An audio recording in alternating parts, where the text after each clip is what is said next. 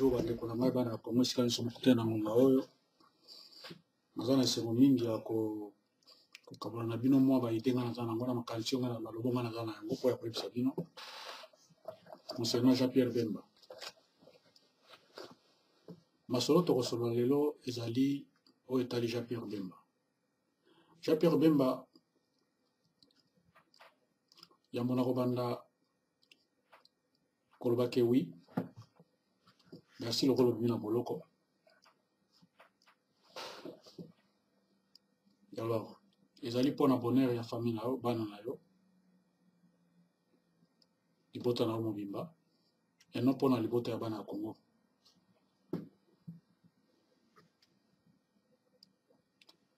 Jean-Pierre Bemba, na kobandana no liboso ya ko yebisa yo ke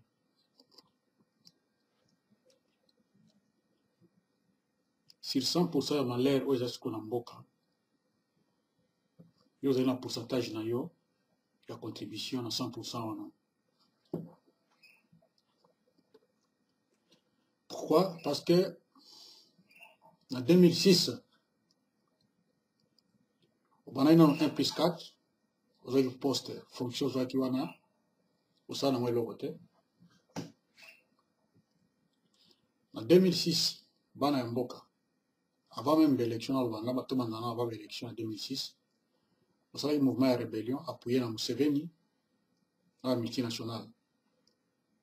Vous recrutez Bana Équateur, Bana Congo, en général. Ça disait pour nous que nous avons Laurent Désiré Kabila.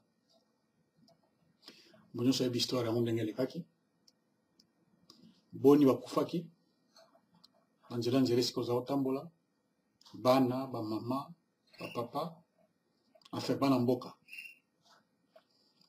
Au recruter qui ba jeune de l'Équateur, majoritaire. Ba va accompagner ko ti ko ya ko na Kinshasa. Na accord ya 1+4. Au bima ki bango.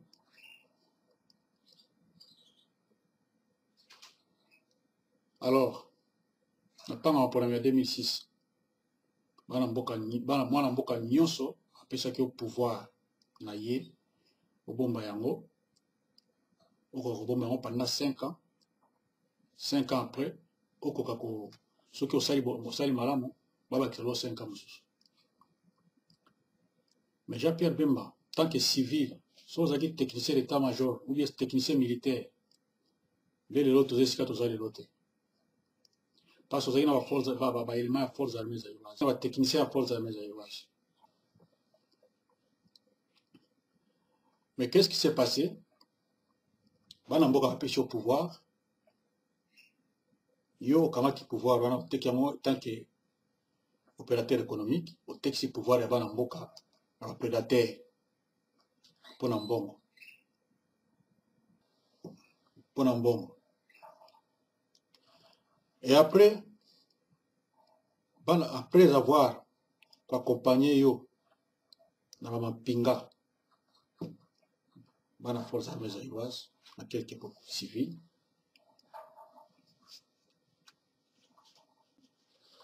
pour olonga pouvoir wana ozwaki yango mais au parvenir kotika bango okimi oke na Belgique ovanda na exil otiki bango aza kosouffrir.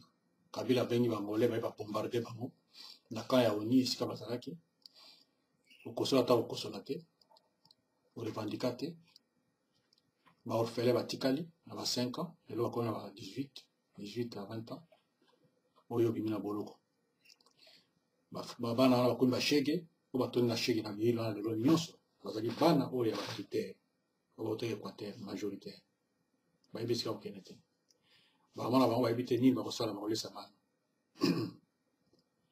yo comme olingaki business na yo oteki pouvoir wana ya peuple oyo apesaki yo alors oke ko se retrouver na exil.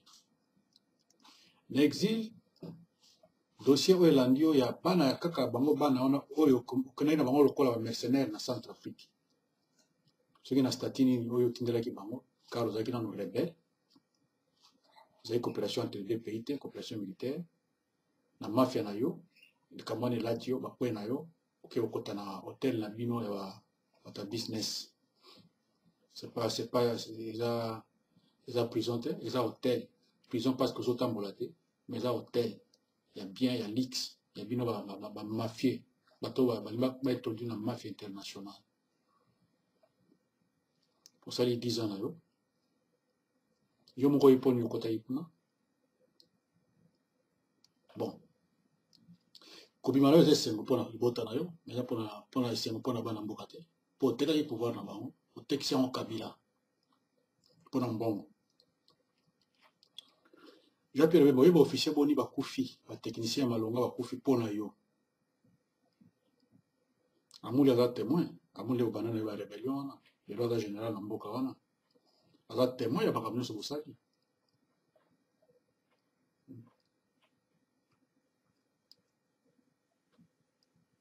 oyebi makambo nyonso na sau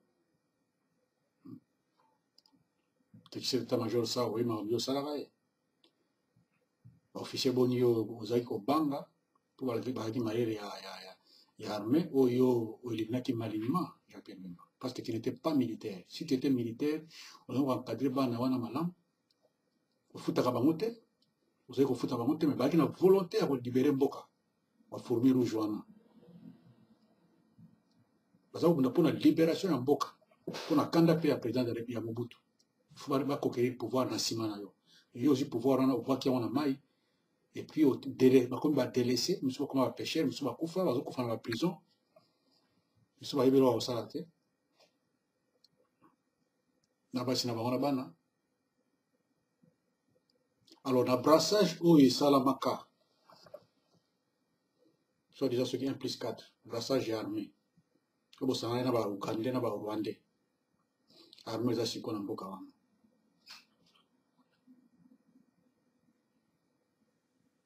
boni na brassage wana bazalaki identifie mpe baboma bango malignement bakufa mosusu batikala kaka boye lokola bavie bauma vie lucien nyonso wana babomi malignement kwaki abundaki azobunda mpona mboka malignement akufi bamamado ndala wana bakufi mpona nkombo ya MLC nkombo na yo parce que bazalaki baélément oyo bazalaki déterminé mpona kolibere territoire national nyonso wana ezolobelo te yo ozotala kaka mbongo na yo Jean Pierre Bemba 10 ans ya boloko wana ezalaki boloko mpona peuple congolais te okoteli yango peuple congolais te okoti yango mpona makambo na mosusu yango bolingi okontinue business wana Kabila na Kagame basali 20 ans ya massacre ya peuple congolais na lobi na bino boza nango babomi na Kagame sikoyo ekomi mpo faire partir ye yo olingi osala susu 20 ans mosusu na Museveni mpo ya koteka mboka mpona kosala business na bino mais Bemba ekosimba te peuple oyo otikaki wana durant ces 10 ans osali na boloko oyo bazalaki na 5 ans bakomi na 15 ans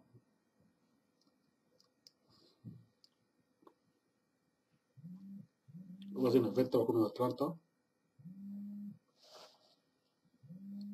alors yango naye nayebisa o boye te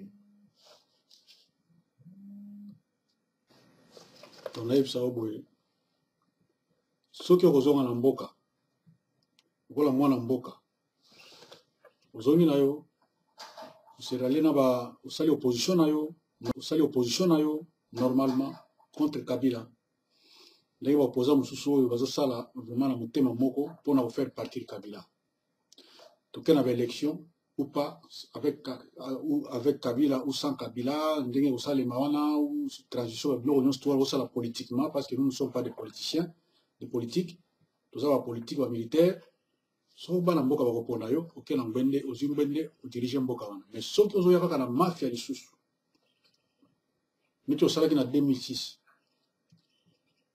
ke batya yo kotia na makasi ovanda wana mpo signe bacontra oso signe na boloko wana mpo yoso koteka mboka Bemba osimba te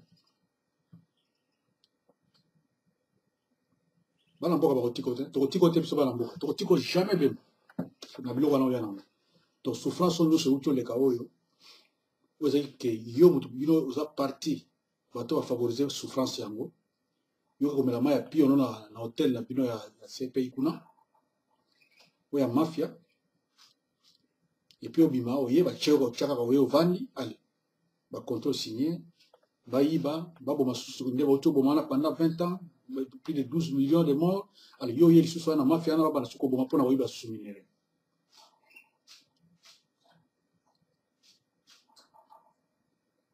Osali boloko na yo wana bemba. Eza ya yo moko ya makamu na yo. Boloko wana côté na loba ya boloko ba Mandela te. Lokolo ba opposant ba kota ka te ka koti po abundela ki peuple non. Yo eza le contraire.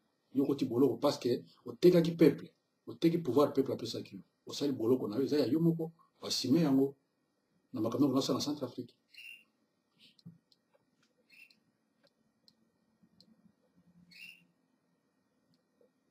Donc, il faut te mettre fin à biloko ke mundele mutu aza décideur, oui. Mais mundele aza mutu lokola yo, lokola nga, lokola africain, lokola mutu nyonso. Décideur eza nzambe. Baza bakolo nature te. Kaka o tse mindele déjà baliba chapemba e bona to boyi biloko wana. Biso to lobi non.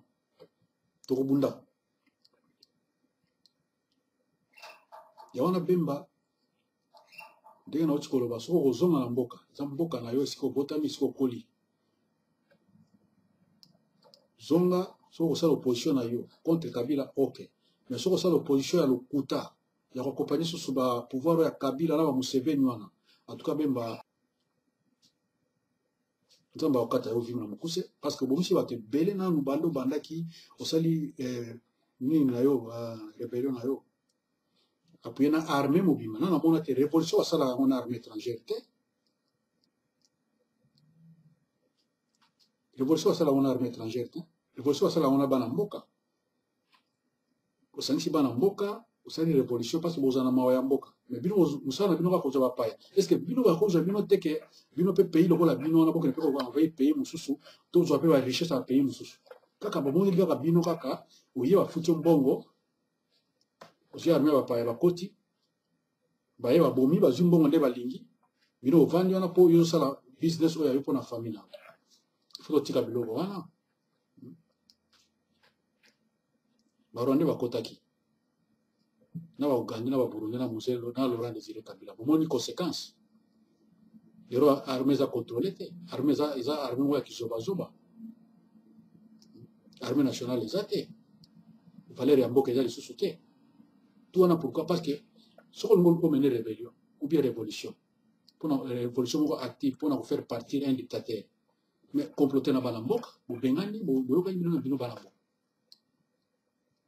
Ndenge ça va na ba Zimbabwe ba partout mais oya bino bazo aka bino lokwa ba bolole moko do maile nyo sa classe botanga wana ochango service ya ba envahisseur quoi donc pour ochango service ya bana mboka bande ko na bino ba congolais non.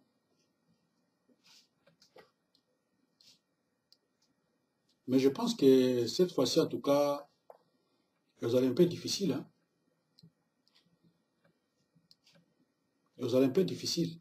La carte n'a même pas été en ballon. Vous allez un peu difficile pour réussir. Quoi. Pour vous, vous avez Museveni. Museveni, vous avez secret na yo, vous avez façon na yo. Mais les lopes armés. Vous avez Rolando Sotekeo, na ina masasi boya to ken to ken ko bunda to na Kabila. Vous avez Rolando Zate bemba. Déjà vous avez un civil. Vous avez opérateur économique, vous avez un bon mingi. Ici, on a déjà bon, on a le souci. Le voit qu'il y a un système de tribalisme, mais le tribalisme peut aussi dans le Bokanate. Pourtant, on va pas y avoir contre école nous, on va contre école de mon côté. On va avoir une stratégie à ma paix. Il y en a beaucoup réussir, mais on va avoir une stratégie à ma lame sur le nom. Ok, bisous, nous pas d'abord à tout appuyer, ça va. Mais stratégie à accompagner Kabila na bapaya. Mais aussi mbati.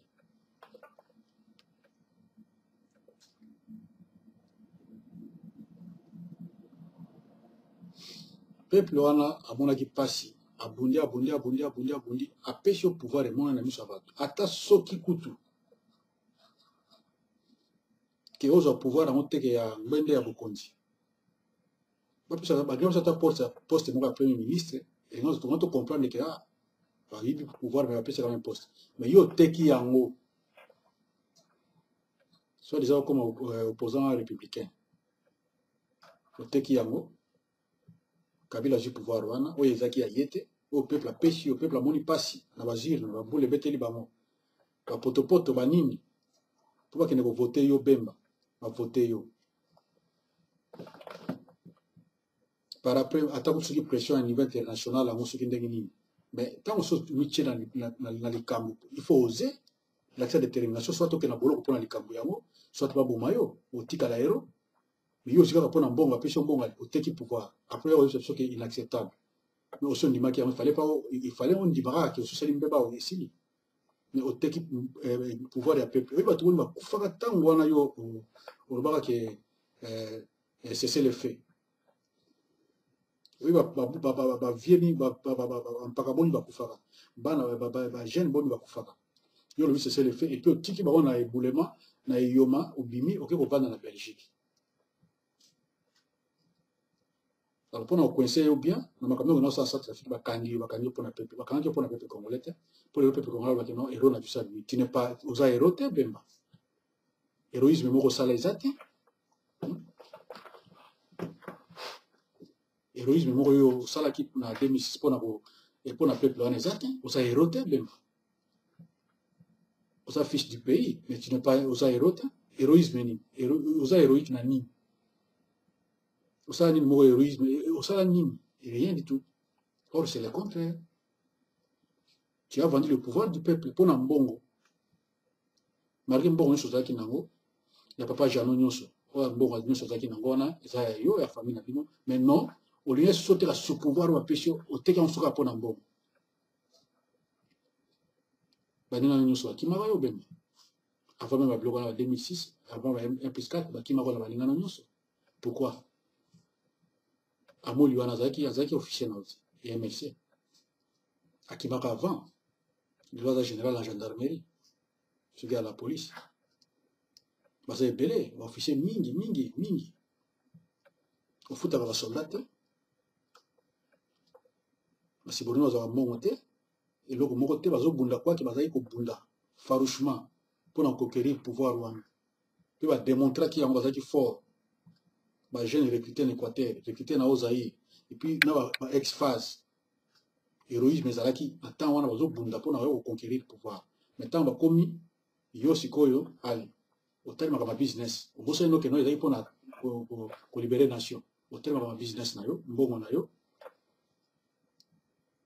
Et puis soma kama Centrafrique ezalaki te olinga mpona no na exil ovandi na yo ovandi no mpe est-ce que oso dédommage ata kodédommage bamama oyo otomona na bilili na caserne ya ONU, bombardement, et drone, bombardé. Maman zo qui m'a ramené à mon Congo. Vous avez déjà dans Belgique, vous avez déjà dans Pio. Mais on lance ça mon côté, on le bat l'autre mon côté, revendication mon côté. Va bombi va on a gombe wana, va bombi va bombarder va monter va goler va bombi, on le bat l'autre mon côté. Ce que bana wana va tikali va shege, bana va parents va tikali va shege na gombe, on a nous na gombe majorité wana. Basa bana va militaire wana. Il y a des combattants majoritaires. Ni va pêcher, ni va donc bazali moyen rouler ça bana bango. Espoir nous ce qu'il y a na mai, aussi espoir no teki yango. Les lo Bemba va betelo maboko ke Bemba héros azozonga. On est dans la blague. Dans la blague. Vous avez héros te Bemba. Héroïsme moko sala ezate. Au lieu de la héros ceux qui t'ont eu pouvoir wana, on lui bon na ozonga simate. Et ça pouvoir nzamba pesinga na peuple pesinga à travers et nzamba pesinga à travers peuple nangai na kozonga simate na koyoka eloko te soki beaucoup bomangai bobo momeko tika na histoire que to pouvoir aller conquis na biso à peuple na kozonga simate ba soda ko tina soko to na parlement oyo ko ya simata ba ko bomangai so ba ko bomangai muso ko tika ko revendiquer o sali yango te au contraire o tekisi yango alo lelo ba benga yo héros botika blague wana kombo ya héros mo pene bébé na mboka wana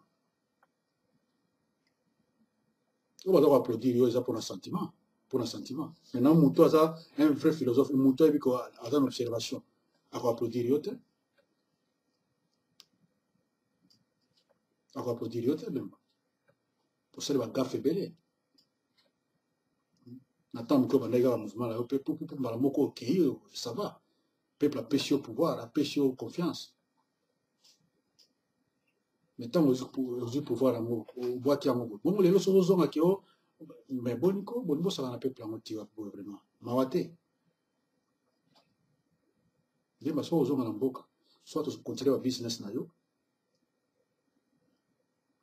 soit tobandeli opposition na yo ndenge ya politique mpona masasi okobasu te parce ozali na masasi mais osali eloko moko te oza ta technicien militaire te yango wana oeshuwaki donc sala politique na yo soki okombattre kabila combattre ye po tomona bosolo wana mais soki ozoya na bacamouflage mosusu na nsima nde basunda ayaki kabila apesi mbongo toyebi te soki eza ndenge wana apesi mbongo kende bimisa bemba mpo carte awa eza mobulu match eza mobulu ye aya mpo tonégocie tokabola pouvoir biso na mlc bongo tokenda baélection ya lokuta toyokana modalité nini mpo wana bimela soki basunda yaki mpona yango bakoki kolibere mpo ye aya asala biloko wana toyebi te po akontinue 20 ans mosusu ya Museveni donc Museveni appuye ye na militairement na balobi mosusu international batonga susu Uganda pendant 20 ans peuple congolais akufaka kaka donc toboyi biloko wana koya koperturbe processus eza na nzela te ya kofaire partie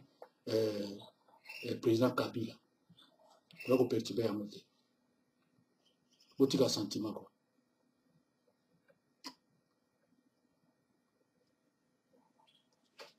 botika sentiment yango na lance problème na peuple congolais bemba kozonga na mboka aza mwana mboka fils du pays aza opérateur économique so bokoyamba ye aza na bato na ye bafandi bakoyamba ye awengo sava abimi na prison eza bien poner mpona bana na ye na famille na ye eza bien bamona ye basepela avanda vie normal nde moto akovandake ndenge azalaki na hotel na bango ya hotel na bango wana mais makambo etali politique il faut kosuivre eloko nini alingi asala à la loupe il faut kolandela yango à la loupe bao politique te mais peuple congolais dans son ensemble il faut kolandela eloko ni bemba politique ni bemba alingi aya nango il faut tolandela yango à la loupe biso mpe tozali il faut kolandela yango à la loupe soki aya na nsima ya peuple na idéologie peuple aza nango c'est bon mais soki aya na baidéologie oyo ya mabe wana na sirie akozala na bande de touche avant ke kabila kutu akende parce que ntango wana eza lisusu te yakoya kosakanaka na bato kaka boye kosakana na bato voilà mpe makambo na ngai naloba yango wana mais à chaque fois na bosana te kolanse mbela na bamampinga oza basoldat baelema bazali mais armée eza te nde tolobaka ya des techniciens ya tout mais armée eza te armée ezali ensemble oyo ezali bien organisé bien armé bien doté na matériel militaire bien organisé discipline ezali c'est ça wana nde babengaka une force armée ezali force armée mais oyo eza ya désordre oyo ke un major ya un major oyo akoki korespecte ata loi oyo beko euti pas général te eza armée te hiérarchie eza te alors bino moko mpe boza bato bozala conscient bateni bozolata wana poteni onga nalati oyo nde bomoni nga navandi na bilili oyo eza normal naza soldat ya force armée zaïroise oyo ezali ya 31 brigade eloko nanga 31 brigade oyo ezali brevet ya commando babrevet mosusu ezali mais nakolakisa te ezali brevet na ngai ya 31 brigade na kanseta voilà donc nalati yango parce que na mérite yango mais quoique naza na exercice sikoyo te naa na kati ya mosala te mais naza na fiere ya kolata yango parce que eza mérite na ngai alors bino mpe nde bolatilati yango wana mérite nango eza alors bosalela yango mpe mosala balonga bakobanda kofinga bino ere nyonso te ko armée wana ya congo armée eza te eza soni te bokaa soni te obimi mpe ozwi mpe totiana bapeka nga général okomi wana kama major moko boye ya rwandais mwa motuti moko boye azopesa ordre azobanga yo te epuis ovandi mpe na kati ya mboka no okozwa ata revolver to nike na motu no ovandi nango mpe un étranger na indi azosaka na yo un officier azosaka na azofingafinga yo osali erreur ale okolafutaka mbongo me boza basoldat te vous êtes des soldats na mitu na bino te mais na teni esiko bozala nde basoldat na mitu eno na teni na mboka moko ya mopaya te ko un étranger un mercenaire aya koti abana apeso mitindo yango naolanse message officier, sous-officier, caporaux et soldats. Ouais, il y a des vrais Congolais. Ceux qui vont au troupe, compagnie, ou bien bataillon, ou bien division, commandant nango azali rwandais, koto sali sous-souté. Tu trouves à côté de l'Est. On a ceux qui division, ceux qui nient. Ceux qui titulaires azali rwandais, vont désobéir dans l'ordre naïe. Ils ont beaucoup de bangote, bakende boka na bango se bongi kuna na bonga boyibi wa yibi na Congo, bakende ko sala ko sala armée wa expérience ta boka ko sala na boka na bango. Un officier Tutsi a redirigé binoté. Parce qu'il a redirigé, a repris son commandement pour défendre les frontières na haute. A repris son commandement ils ont tina ya mabe, donc boto sa soute. Dans la bande là officier, tout un officier généraux, officier supérieur, subalterne, sous-officier, caporaux et soldats. Oui, il y a des Congolais de sang. Boto sa soute beko ya Tutsi wanate.